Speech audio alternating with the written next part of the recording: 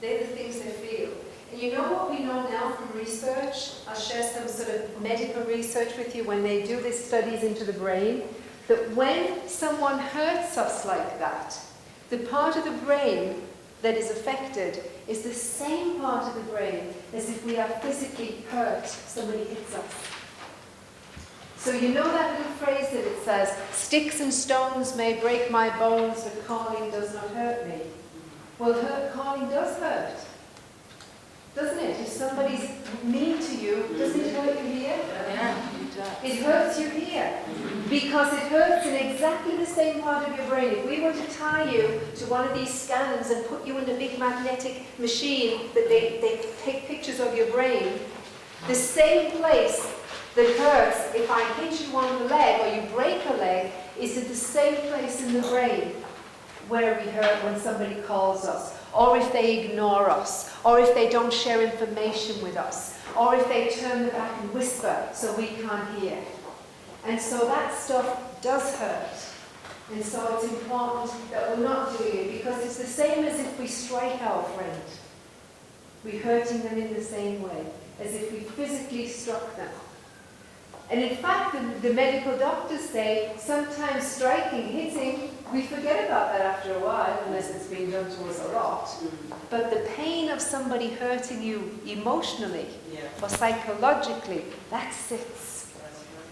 And it makes us feel bad, and it makes us feel like we don't feel good about ourselves, that we have no self-confidence, and I don't even want to try again.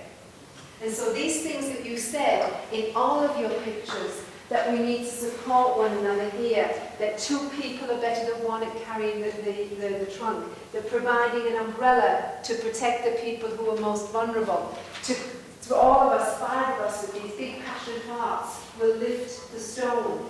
Together here we make a great salad. Well, in an individual fruit, we're not much, but all together. And without our teammates, we can't play netball. We just can't get the goal. And if we work together, a group of us can do much more than one person ever could. So this is very, very important for you.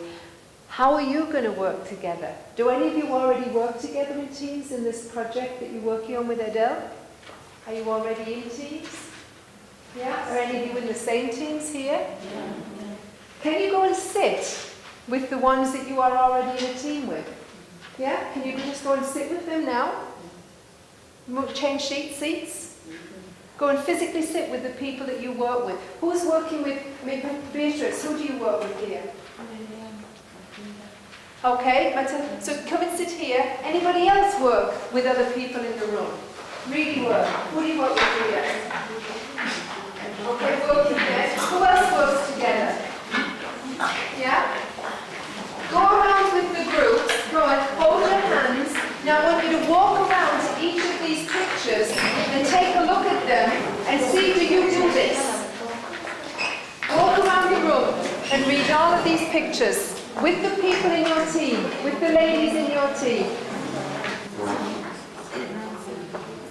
So, this is my next big question to you. My next big question is, as your group was walking around, is there anything that you said to each other that, oh, we must do this? Yes. Would you want to share some of those things that you said, we must do this?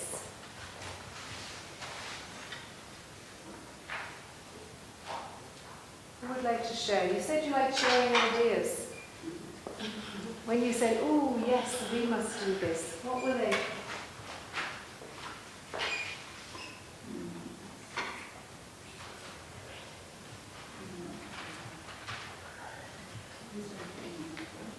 Sorry? That point of listen to one another. Here. Listen to one another. Yeah, okay. That's so, through my experience, as we mamas from Nigeria, we have got this many groups of saving, whereby sometimes you save, you take your money at the end of the year, sometimes you take it in monthly basis. So in that one, we never listen to one another at the time of taking our money. Yeah, the room is always noisy. So in the new year, we're supposed to finish at 4. You won't finish at 4. You'll finish even at 8. So what are you going to do about that? You have to improve on that. What could you do? How would you improve on that? This way. What would you do to improve on that? Oh, okay. Okay. What would you do to improve on that? Any ideas, anybody? Any idea is a good idea. It doesn't have to be the only idea. Yeah? What I would say as a witness to my team is that usually, Excuse me. Sorry, Joanne. what brings the noise usually is maybe a mistrust. But if we know how much we have put into the savings, then everybody should be comfortable to know that this is my portion. So when they know what their portion is, then they are patient, because for my group, it doesn't take us that long. It takes us like an hour and we are done to give away everybody what they require. So if we trust one another, trust that the money we are putting in is there, then we know everybody is going to get their portion. And then the other thing is, the dividends bring the problem. So what we do, maybe I should use the example we use. First of all, we take away the shares. Everybody takes their shares. Then we divide the dividends, and it's done. That's how we do it. Okay. Yeah, so for us, it's not noise. Okay. Is that something that anybody else could use? Because we're asking, what did you learn going around these pictures that you said, oh, we must do that? Anything else? So that's about the noise and the shares. So part of that is trust, but how do you build up that trust? How do you build up that trust?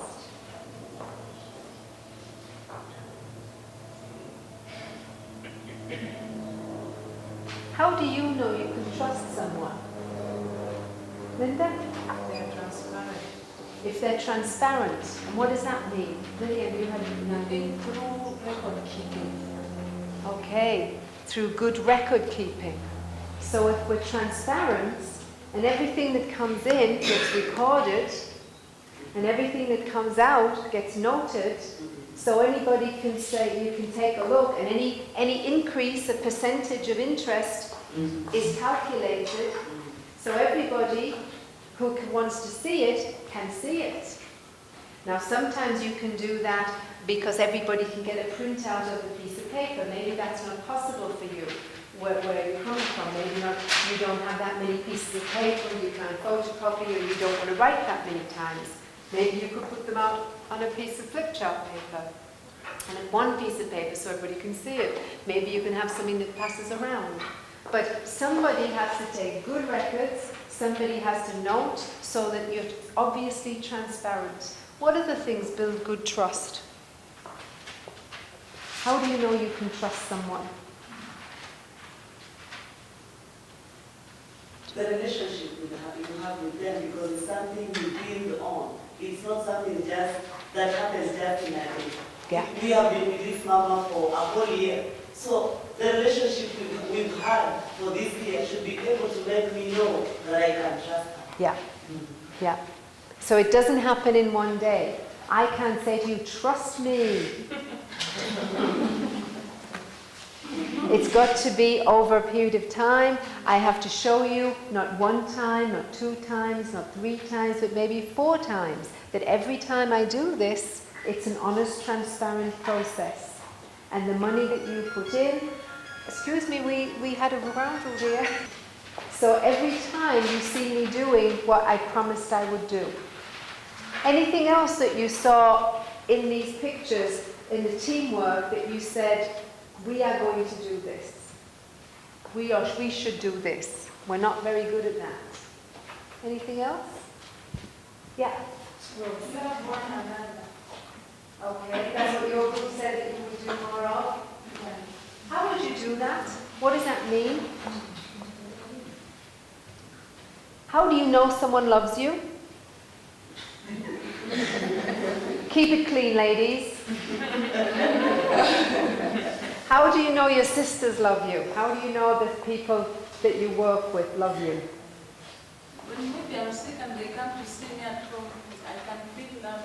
Ah, when I'm sick and they take the time to come and visit me at home. because I'm spending time. Remember, and time is what I can choose to do with it. I can say, I'm sorry I don't have time to go and visit Mary, or I can show my love and commitment by saying, I will take the time to go and visit Mary. I'll go and have a cup of tea with her at her house for half an hour, and then I'll get on with my shopping and my business and go home and make dinner for my husband and my kids. How else can we show? I just want to contradict her because you know if you are sick, if someone comes to see you because you are sick, that's not that it's not love. You are supposed to see each other even if you are not sick. Because if you are sick, it's a massive come even if you are my enemy. And that's not love. It's not love. Yeah, it's not love. Because I'm just coming because you are sick. You see? And when you are not sick, I can't come. What is the use?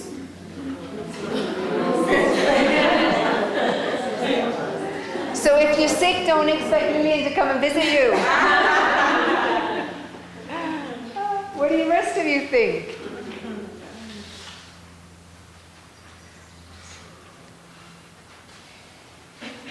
Is it only when you're sick? No. Sometimes when you're not expecting it. Sometimes when you maybe don't even need it.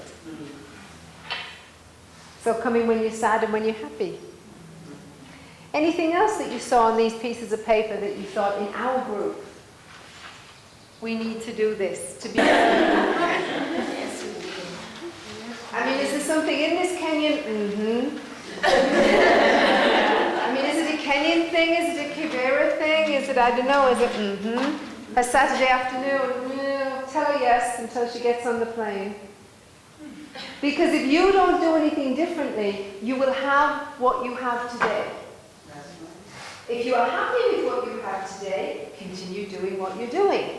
If you are not happy with what you have today, you need to do something different. You have to do something different. And you are telling me these are the things that you think are good things to do. So if you don't do them, you can't expect anybody else to do them. Because they will do as you do, they will not do as you say. You must walk your talk. You must be authentic, like the Loretti sisters. You must say, this is what I'm going to do, and then you must do what you said you were going to do. Okay, because Mary Ward is watching. Sorry. She's always there watching me. So I have to be careful what I say and what I do. All right.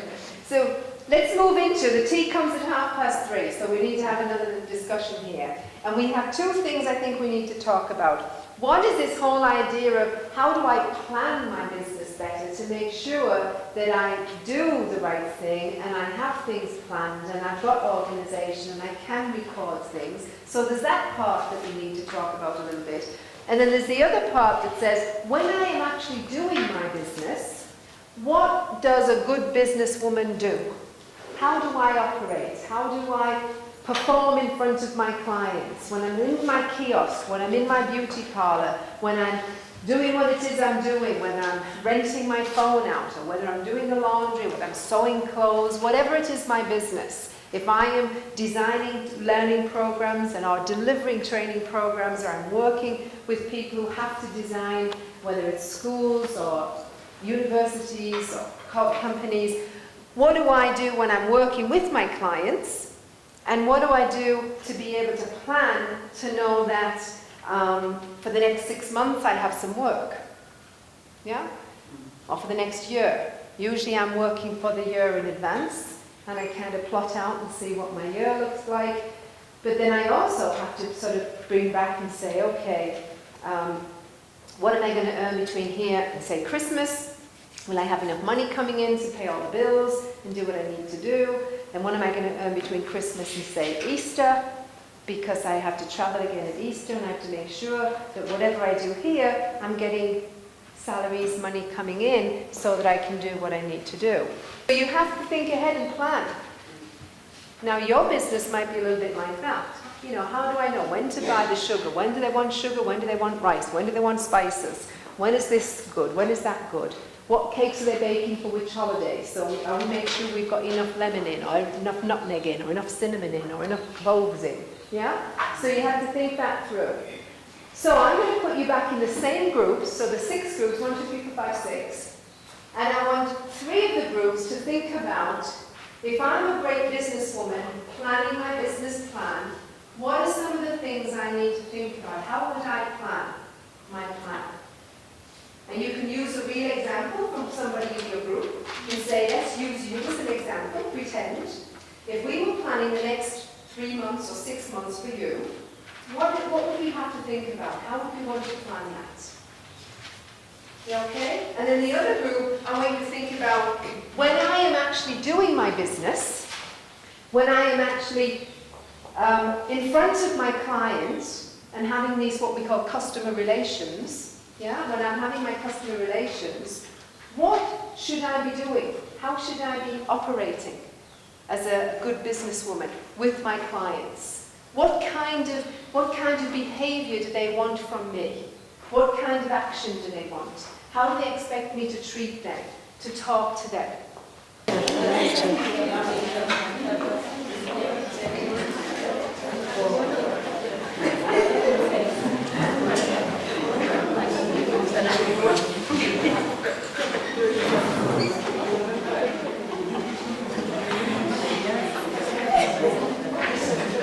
Okay, so what I'd like to do is I'd like to go backwards and I'd like to start with group 6. And then we'll go through 5, group 4, and then we'll go to 3, 2, and 1. So we'll start with the planning groups. How would we plan and what would the plan look like? And then we'll go to the customer relations groups. Okay? So group 6, would you like to tell us? Do you have a spokesperson, you have a speaker who would like to tell us or show us how much you demonstrated? Did you do a flip chart or are you just going to talk? Will do. Okay. So please you, number 6, why don't you stand there? Right. We don't come up with any chart, we just talk to note some points. So we thought, in order for us to start a business, we needed to know what kind of a business. And for our case, we decided to do a mini shop. And we think where to locate it, a strategic position, where to locate our business. And in this case, you consider several points, like, is the place highly populated? Because if it's a mini shop, you need fast moving goods like bread and milk. So you check whether the area is well populated. You look around whether there are similar businesses. That is competition. And the pricing of your competitors. And then you also consider the availability of the commodities. That you have ready suppliers. Yeah. And number 3, after you've already thought about the strategic location, you think about, are you going to rent a place or are you going to have your own? And you set money aside for that. Then the 4th and the major one is capital, because we first of all we're thinking capital will be the first idea, but before you need to consider those other things for you to come to arrive at a figure which is what we now call capital. Then you will think, is this capital borrowed or am I going to get it from my own savings, or where am I going to get the capital? The rent or buy, yeah, are you saving up? And if you're buying, sometimes this is where a group or a consortium of people could put their monies together and buy something so that you're not renting from somebody else to whom you're always responsible to, you're always paying rent. You have to look at the long term. Are you staying in this business? Is this your business for life? How much will I pay rent over my lifetime versus should I buy and have to pay a mortgage? I might have to pay the rent, borrow the money and pay it back. But when would you finish paying that and when would you continue paying rent? Sometimes you pay more paying rental on something than you do actually buying it and only after 5 years, 10 years or whatever. But you have to make that decision and make sure. One of the things here that I didn't see well, let's go through how much capital from where, borrow or savings. You've got the shop to buy, you've got the equipment or the material, and then you also, somebody said you might have to pay for utilities, you've got the permit. If you are paying rent, you have to calculate how much is your monthly or weekly outgo. How much are you having to spend yourself to have this business? How much does it cost me? And then I have to work out how much do I need to earn. So that calculation you have to come up with. And this is the side of women in business, we're not always good at that. I know I'm not. I've been very, very lucky because my business has worked well, and as I told you, I do good business, and so I get a lot of business. So I don't, I haven't been very good at counting all my pennies, so it comes to the end of the year, and then I panic and I have to have an accountant do it. Right now I'm having my nephew come and do it because he's good at managing business. So he's just texted me and said, Auntie Pam, shall I stay and do all of your accounts? And I said, yes please. They're all in a big bag and you have to do them all now. But that's not a good way of doing your business. You should be doing it on a regular basis, and I should be doing mine at the end of every week or every month. And instead, I keep sticking it all into envelopes and hoping somebody else is going to do it for me. And that is not business planning. I'm just very lucky that my business, because of some of the things that you're going to tell us, that I do good relationships and I do good marketing with me, because I know people, I build good contacts with people, I get lots of business. But you really do need to know, is the business costing me or is it earning me money? Mm-hmm. And so some of that has to come here. How much do I need to pay the rent, to pay the electricity, to pay the permit, to buy the products? So if I need to pay that amount, and it might be, I don't know, 1,000, 2,000 shillings, that means in that week or that month, I need to earn more than that. Otherwise, I'm working for nothing. So you have to work out, how much do I need to earn? Because that tells you how many hours you've got to work, how late you're going to stay open, whether you can afford to pay somebody else to come and work on your shop if you have somewhere else to go. But you need to know and plan the money so you can make those decisions, right? Okay. Anything else? Did anyone think that we missed anything here in this business plan? That for me was the only thing, the fact that you really have to calculate how much is this stuff going to cost me so I can work out how much am I going to, I need to earn. Okay. The other thing you might want to think about is what will be your operational principles? And that, I think, might come with these groups here, 3, 2, and 1. In terms of if somebody says, I need credit, I haven't got my money yet, but I really do need 2 bags of rice and a bag of sugar, and I'll pay you on Friday. Are you going to operate like that and trust people in your community and do them a favor if they're desperate, but then you have to trust them, yeah, to pay you back? Or are you going to have a policy of no credit? Please don't insult me by asking because I don't want to insult you by saying no. That's what one shop I go to has on the counter. Please don't insult me by asking because I don't want to insult you by saying no. And there's another restaurant that we go to. I went, we had lunch there a couple of weeks ago when I was working with another group, and they didn't know that and this might not be strange for you, but it's obviously in Europe and in other places, most transactions are done with credit cards, so they don't move cash around. But there's one restaurant that is right opposite the Red Cross in Geneva, and it's an old, what they call a bistro, a very old Swiss restaurant that does a very old Swiss recipe, which is cheese, and I know you Africans don't eat cheese much, but this is melted cheese in a pot, and you don't bread in it. It's the typical peasant farmer's meal, and it's the thing you have to eat if you come to Switzerland. And they do this, and everybody, it's always busy. You always have to have a reservation, but they only take cash. And it says up there, no credit cards, no checks, only cash. It's the only restaurant I've ever been to that will not can't take credit cards, but they do such a good job. Their fondue, which is what it's called, is so good. The service is so good. The atmosphere is so good. It's a dirty old place. It's not dirty, but you know, it hasn't been painted for I don't know how many years. It's still got the smoky, yellowy colour on the paint. So it's a very, very old, rustic restaurant that everybody wants to go because the food is great, the atmosphere is great, the service is with a smile, but they don't take credit cards. And it's clean. So what is your business policy?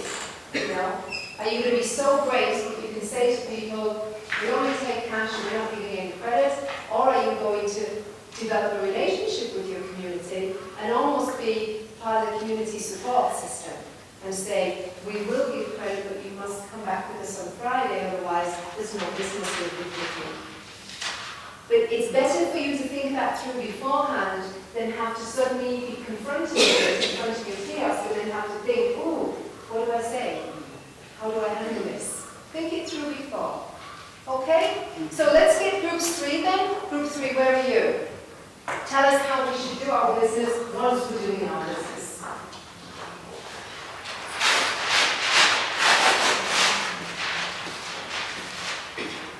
Okay, Linda? Have you got anything to present, or are you just going to speak to us? Okay, there it is. Just 2 seconds, let me get this up, and then we'll go.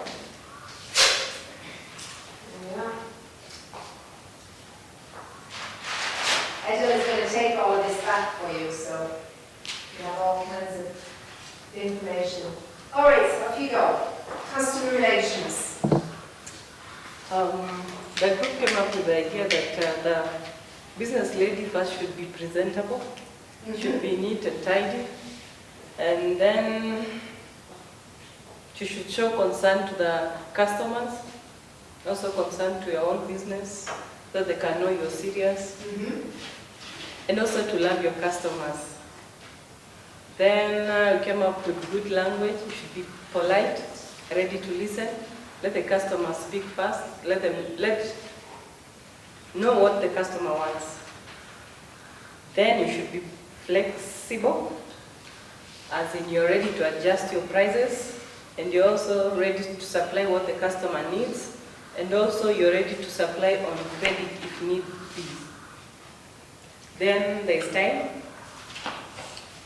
You should consider your time on when to start your business, if it's an early one or midday, and when to buy and sell at the comfort of the customer in case they come late and it's too late for you, or you feel this time I shouldn't be working. If you're ready to do that on behalf of the customer, you should be honest, giving the correct change, because some people just trust when you give them, they walk away. Take care of your customers' luggage. Sometimes they buy from you and they bought from someone else, so they leave your luggage with you. You should be able to be responsible for it so that they can know you are honest. They also said you should be confidential, as in let your customers be able to trust you. In case of, let's say, you're a doctor, you don't need to tell another person the secrets of your patient.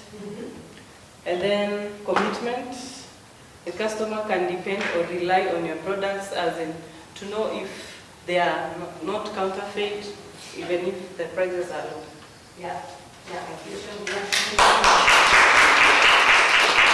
get on to the next 2, and then we'll look back and see, if we want to talk about where we want to add anything. So group 2, where are you?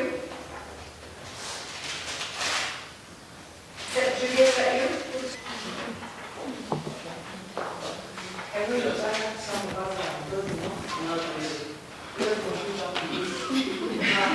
some of the areas we had one as a good or better communication. You as a business owner, you have to try and acquire that language that you can use when serving your customers. Number 2, we talked about hygiene, whereby you at least have to be presentable, as we talk about your self-presentation, the kind of business, how you set up the shop, when it is a new shop, when it is a project, should be clean and appetizing, of course. Let's look at quality and quantity. You have to look for the goods that are widely before customers. They have to be of the good quality and they have to be of the quantity. Like, for some of us who live in the Kijiji, you may find some people, they don't have the right quantities and the right qualities to sell to their customers. If you go to buy a quarter kg of sugar, you find that it's too little as compared to other shops. So you have to be careful when it comes to quantity because it's part of the way of attracting and retaining customers. You also have to be friendly. When I come to your shop today and you don't attend to me as I intended to be attended to, tomorrow I will come back, of course. Same to schools. You know, private schools in Kibera right now are business. When I come and you talk to me like I don't know what, next time I just have to take off my kid to another school. Okay, let's talk about price. You have to put the right price for the right quantity and the right quality of a product. You don't have to quote so high, you won't get customers. We have an issue of free samples. You can give things like sweets to small kids when they come to a mini shop frequently. You know, when you give her a sweet today, she will come back. And suppose you just say to her, say, go home, drive to your house. When she come back tomorrow, you'll go to proper packaging and labeling. Pack your commodities according to the quantity, the right quantity, as I just explained earlier on. Then in case of anything, you might leave your maybe that mini shop and you have to label your commodities so that whoever comes in may know the right prices of the commodities in your shop. Remember to give correct balances. If I come with 100 bob, I need a loaf of bread, which costs 35 bob, and you give me 50 bob, and you just remain firm that I gave you the correct balance. And just declare that you're a thief. Not even